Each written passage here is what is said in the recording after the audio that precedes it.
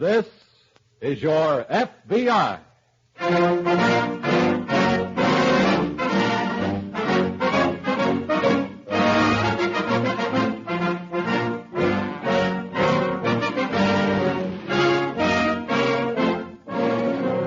This is your FBI, an official broadcast from the files of the Federal Bureau of Investigation, presented as a public service by the Equitable Life Assurance Society of the United States.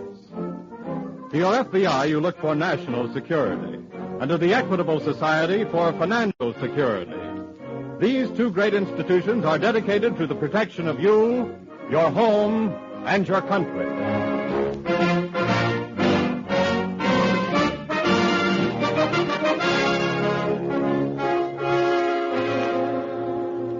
Tonight, the story of a crime against the people, misery chiseling.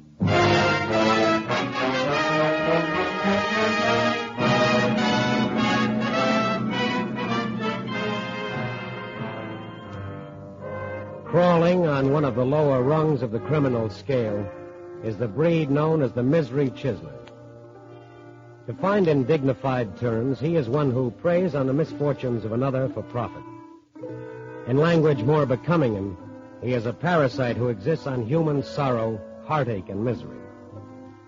The war, with its backwash of heartaches here at home, has given the misery chiseler a rich field in which to work.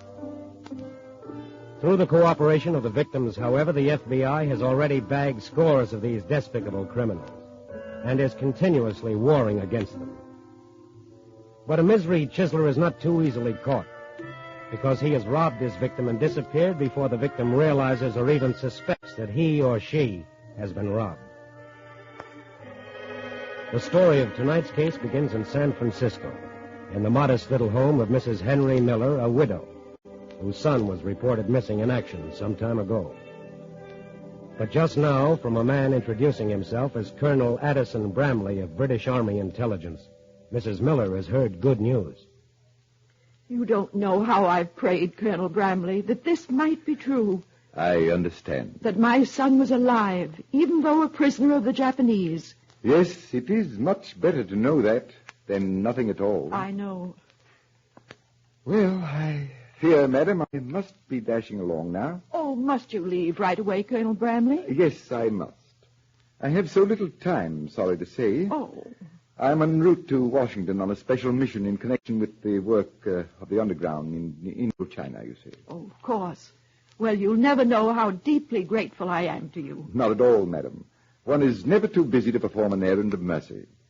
Let us both rather be grateful to your good pastor, Reverend Morley, for bringing us together. Oh, he's been so kind trying to get some news for me. It was just luck, you know. Really? Somewhere en route from Burma, I mislaid the slip of paper with your son's name. But thank heavens I did recall that you're both members of the Hillside Church here. So I made him... Bramley. Yes? I'd hate to bother you, but could you get a letter to my son through the underground? I believe so, yes. I'd be so grateful. I have a suggestion. Yes? With a little money, Mrs. Miller, your son could purchase special favors and comforts from the Japanese guards. They're very susceptible to petty bribery. Could you get that to him, too? Well, we have managed from time to time to transmit sums of money from parents to their sons. Oh, that'd be wonderful. I haven't much, but, well, I have $500 in my savings account. Could you get that to my son? Certainly. And I can assure you, madam, that such a sum would improve your boy's circumstances immeasurably. Then I'll go to the bank the first thing in the morning. Oh, but that'd be too late for you. No, not at all. My plane for Washington doesn't leave until 11 a.m. I could meet you in the lobby of my hotel just before going to the airfield. Oh, thank you, Colonel Bramley. My dear madam, it's been a pleasure.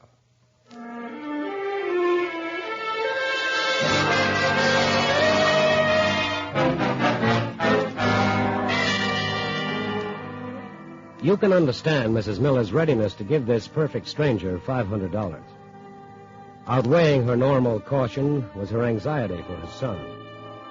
And Colonel Bramley's so-called, his important bearing and credible story, and the fact that he had contacted her through her pastor, these things were enough to allay any suspicion. And no doubt her disillusionment would have been delayed for a long time had not something occurred a few days later, which brought her to the San Francisco office of the FBI.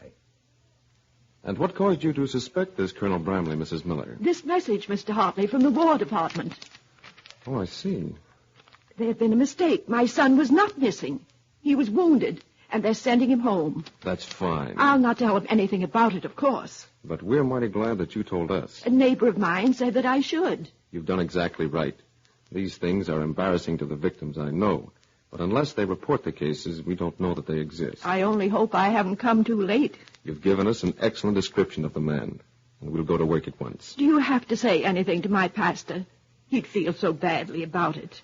He'll be as anxious for us to catch this man as you and we are, I'm sure. Of course, but... And he might have a helpful clue. We'll teletype this description to Washington headquarters at once.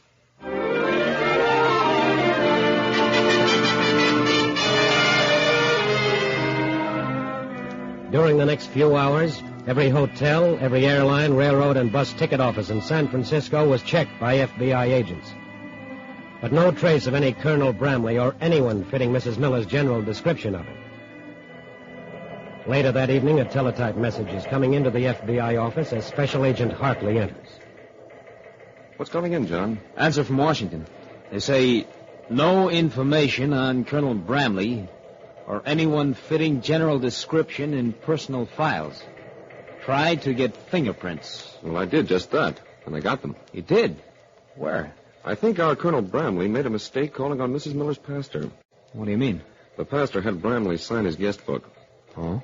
Look. Bramley signed on the right-hand page and had to press down the left-hand page with his left fingers while he signed. Reverend Morley saw him do it. Well, he certainly left some fingerprints. Yes. They were going to send these specimens off to Washington right away.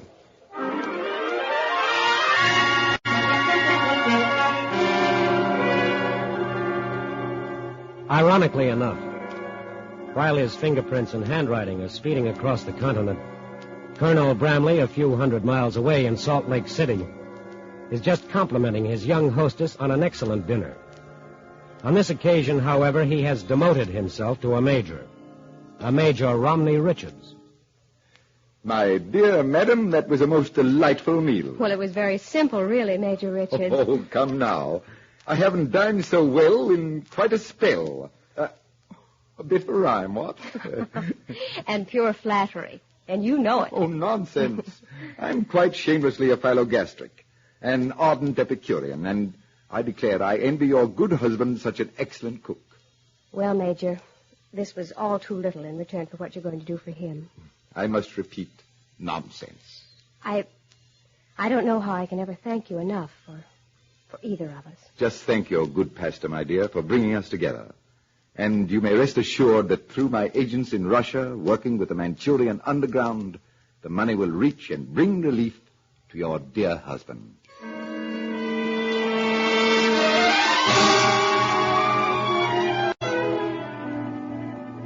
Another day, another city, and another victim, and still free to pursue his loathsome profession.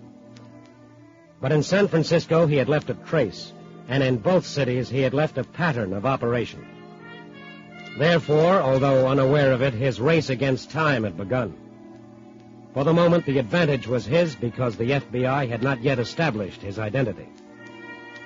But an hour later, as he boarded a bus out of Salt Lake City to continue his misery chiseling trek eastward, the teletype brought a report to the FBI San Francisco office. Got something for you, Hartley. What is it? Report from Washington. They identified those prints. Good. It says, Bramley fingerprints identified with swindler whose description tallies with description furnished by Mrs. Miller. Here, let me see. Here you are. Your man is Thomas Edward Bradley, born Chicago, Illinois, 40 years old, 5 feet 11, 175 pounds. Served New York prison term, forgery. Paroled on request of chaplain whom Bradley served as secretary. That explains the minister angle in his operations. Exactly. I'll get it. Hello? Yes? Salt Lake office calling. Hello? Yes, Hartley speaking. Oh, hello, Jager. What? Yes.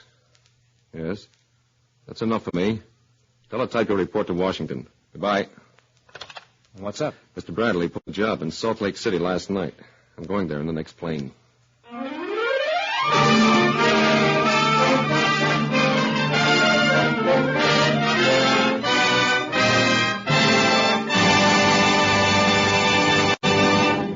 We momentarily close the Federal Bureau of Investigation file on Thomas Bradley, Misery Chiseler. We will reopen this file in just a moment. In the office of President Thomas I. Parkinson of the Equitable Life Assurance Society of the United States is a folder filled with letters that come straight from the heart of America. These letters were written by the fathers and mothers and wives of Equitable Society members who have died while serving with the armed forces of the United States.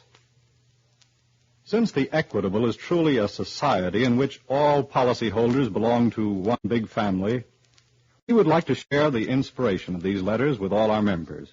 And here, for example, is one from a father who has given us permission to read it on this program. He writes, "Dear Mr. Parkinson, your kind letter of sympathy made us feel more like living and carrying on. As from the way it was written, I know the words came direct from your heart. It's very easy to see how a society like yours could achieve so much. It couldn't be otherwise. Your consoling letter would make our son proud to know that he belonged to a society like yours. The principles for which he fought and gave his life make us proud to be the parents of a son like him. While he was called upon to make the supreme sacrifice, we know now that he did not give his life in vain." Letters like these keep us continually conscious of our responsibility to members of the Equitable Society and to all America. And now back to the file on Thomas Bradley, Misery Chiseler.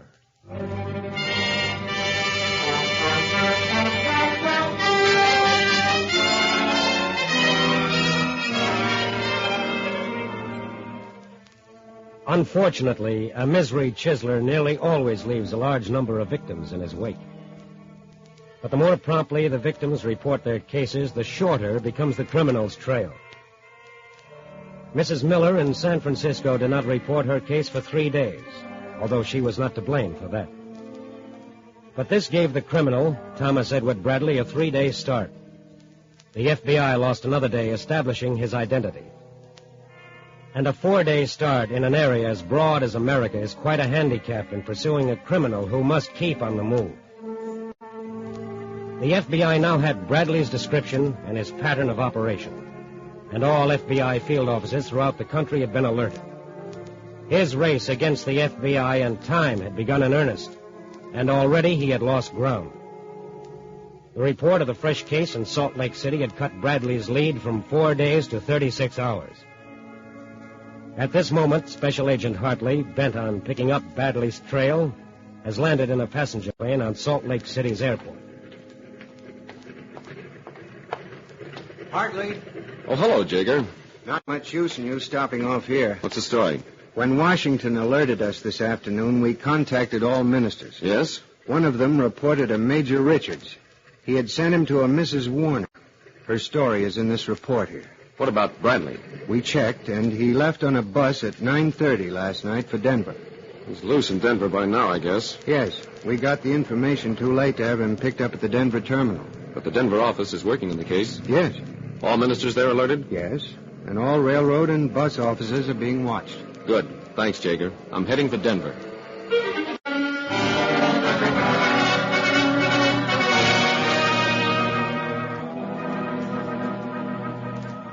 Special Agent Hartley arrived in Denver about 4 a.m.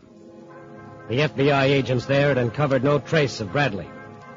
But he had to be somewhere in the city. Hotels and rooming houses were checked. No Bradley. And by that afternoon, no minister had reported any contact with him.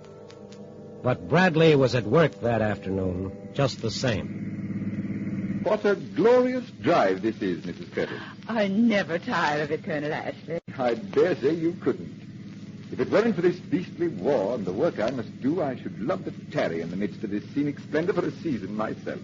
You must come back someday. You may be sure I shall. But for now, I'm afraid we must be turning back toward the city. Oh. Colonel Ashley, Yes. how soon will the money reach my son? The underground in occupied China is doing a splendid job, Mrs. Curtis. Your son should receive the money within a fortnight.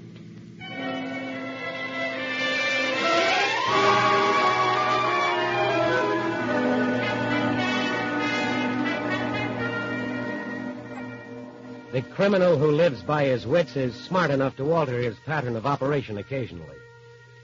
That's why no minister in Denver had been contacted by Bradley. With the aid of newspaper files, he had contacted a next of kin directly. That's why also Bradley was not apprehended leaving Denver.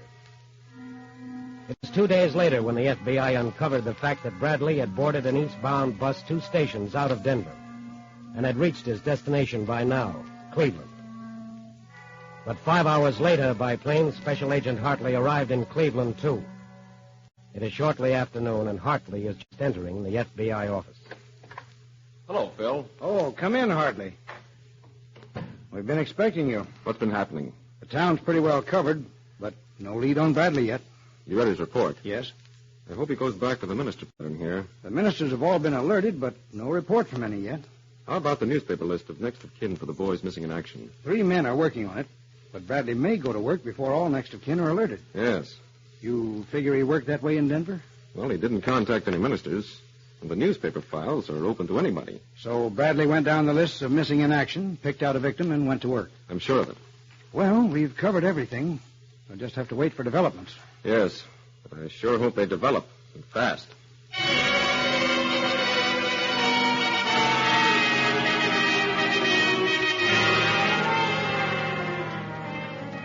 It is now 7 p.m., and nothing is developed for the FBI. But at this moment, in a Cleveland suburb, a Mrs. Paul Everett's front doorbell rings. Mrs. Everett? Yes? I'm Major Radcliffe, British Army Intelligence. Oh, yes. Reverend Matthews' housekeeper phoned that you were coming over. Well, won't you come in? Thank you. Thank you. Mrs. Everett, I have news for you. Oh? About your husband. About Paul. Your but he... husband, Mrs. Everett, is alive. Oh. And I've come to ask you in the respect...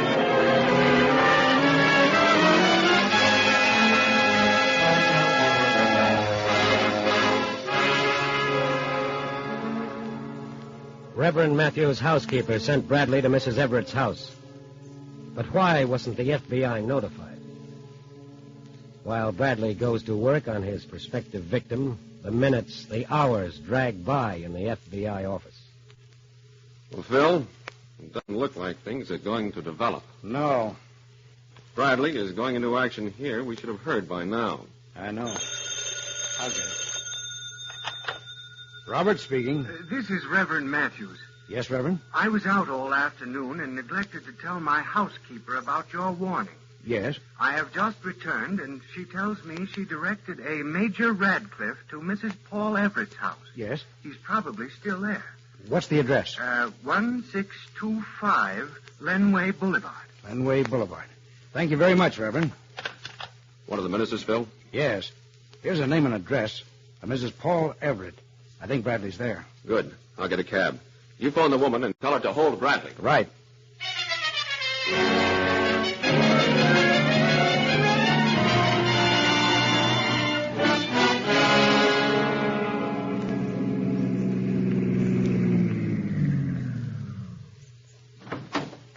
Wait for me, driver. All right.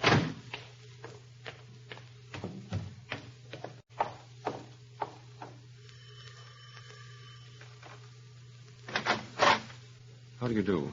Yes? I'm Special Agent Hartley, FBI. Oh, yes. I've been expecting you. Is the major still here? No, I'm sorry. He left just a few minutes before your office called.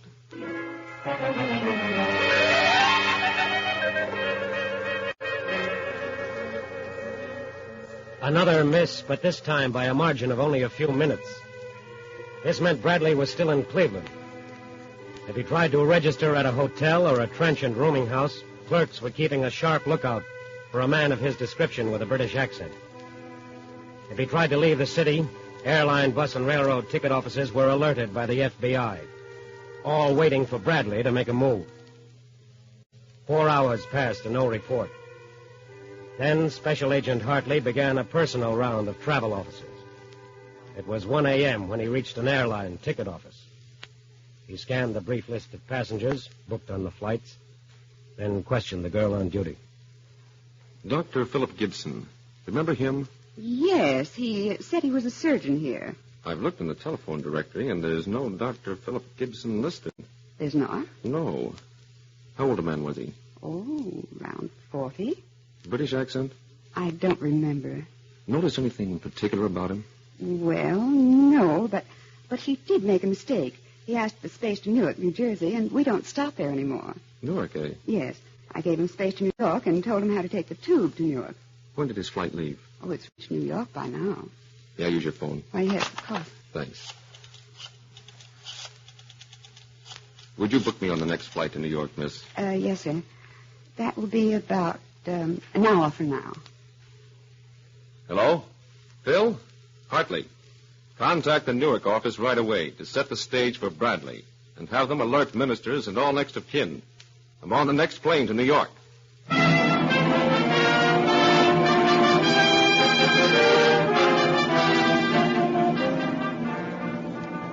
Hartley arrived at the Newark office of the FBI about 6 a.m. By noon, the stage was set. Ministers alerted. Next of kin of boys missing in action alerted. Everything was in readiness. The afternoon hours dragged by. Nothing happened. 6 o'clock. Maybe there was a Dr. Philip Gibson after all. Maybe Bradley hadn't dropped his English accent, changed his name and manner. 7 o'clock. 7:30. At 8 o'clock, a Mrs. George Wiley, a resident of Newark, was entertaining a guest in her living room. Some more tea, Colonel Barton? No, thank you. It was delicious, but I can't name the blend for the life of me. Oh, gracious, I wouldn't know either. To me, tea is tea, except in a Chinese restaurant. A jolly good trip, then. Well, Mrs. Wiley, I'm afraid I really must be dashing off. You'll be late for your dinner engagement. But it's been such a pleasure talking with you. Thank you. And I find it difficult to leave your charming company, but I have urgent matters to take care of in New York this evening. Of course. And you may rest assured that as soon as I've cashed your check, the money will be on its way to your brother. The Korean underground has not failed yet. I can't thank you enough, Colonel. Just thank Providence for making it possible for me to be of service to you. Good night, Mrs. Wiley. Good night, Colonel.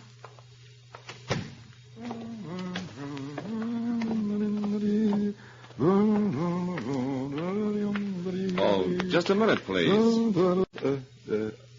I beg your pardon? You should. For making me chase you all the way from San Francisco. What the devil are you talking about, sir, and just who are you? I'm a special agent of the FBI. The FBI? That's right. I'd like to ask you some questions. Look here, young man. Do you know to whom you're speaking? Yes, I do, Mr. Bradley. Bradley? Yes. Thomas Edward Bradley. Bad check artist, forger, swindler, and misery chiseler. Heavens. Wanted for impersonating an officer of a country with whom the United States is at peace. Gad, man, is that true? It is. Well, then I trust the FBI will exhibit proper regard for this country's international relations and take such an utter scoundrel out of circulation.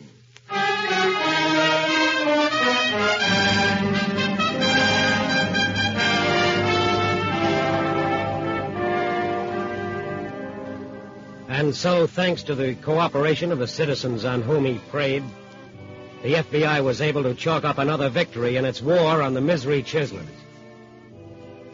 Bradley's final capture was made possible in this case when Mrs. George Wiley, who had been alerted, took long enough at making a pot of tea to also telephone the FBI. Scores of Bradley's kind have been arrested, but not all. Their arrest depends on your help. And you can make their miserable racket unprofitable by dealing only through government agencies and through reputable public service organizations in seeking information concerning loved ones in the service reported missing. Also by checking first with the FBI before dealing with any individual professing to have special knowledge about the missing person. Remember, the FBI belongs to you. It operates for your protection.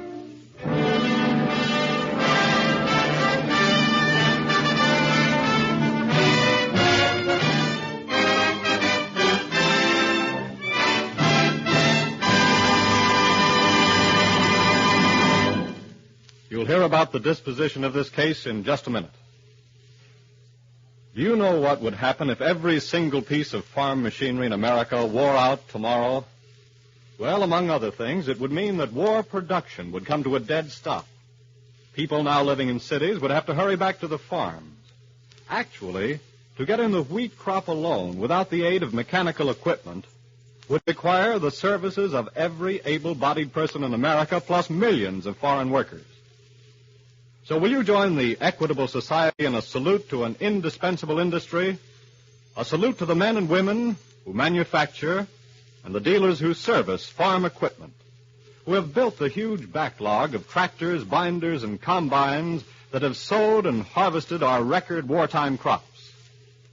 For many years, funds of the Equitable Life Assurance Society of the United States have been invested in this industry, which has done an incredible job of war production and at the same time has manufactured the parts necessary to keep farm equipment from wearing out. Today, although thousands of young farmers have exchanged their overalls for Uncle Sam's uniforms, America is still well fed, thanks to the farm equipment industry. In wartime, Equitable Society dollars are fighting dollars. And at all times, they are security dollars.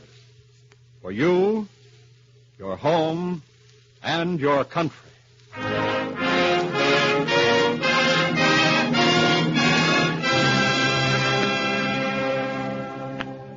Thomas Bradley, charged with impersonating an accredited official of a country with which the United States is at peace, was sentenced to a long term in a federal penitentiary.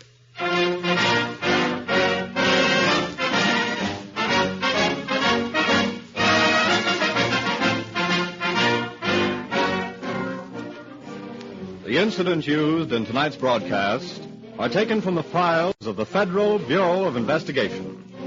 However, all names used are fictitious, and any similarity thereof to the names of persons living or dead is accidental. Programs in this series of particular interest to servicemen and women are broadcast overseas through the worldwide facilities of the Armed Forces Radio Service. Tonight, the music was under the direction of Van Cleve, the author was Frank Ferries, and your narrator was Frank Lovejoy. This is Your FBI is a Jerry Devine production. And now this is Carl Frank speaking for the Equitable Life Assurance Society of the United States and inviting you to tune in again next week at this same time for This is Your FBI.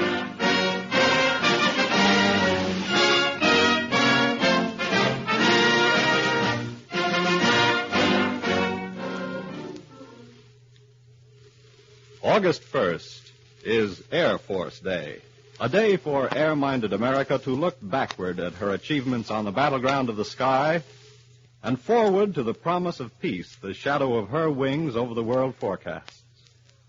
On August 1st, your Army Air Forces will have completed their 38th year of pioneer service in the taming of a new frontier. Sword for victory and shield for peace, your Army Air Forces rule the sky. Salute them on August 1st, Air Force Day. This is the American Broadcasting Company.